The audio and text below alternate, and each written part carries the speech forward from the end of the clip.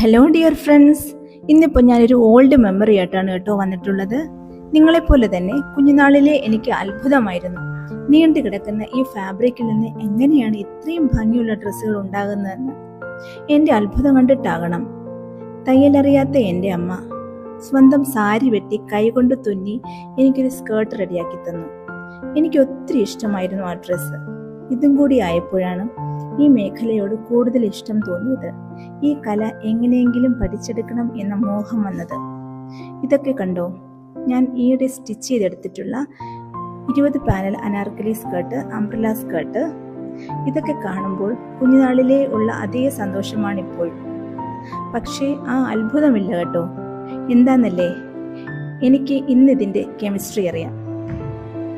നിങ്ങൾക്കും ഇതുപോലെയുള്ള ഡ്രസ്സുകൾ ഡിസൈൻ ചെയ്യണമെങ്കിൽ ഞങ്ങളെ സമീപിക്കാവുന്നതാണ്.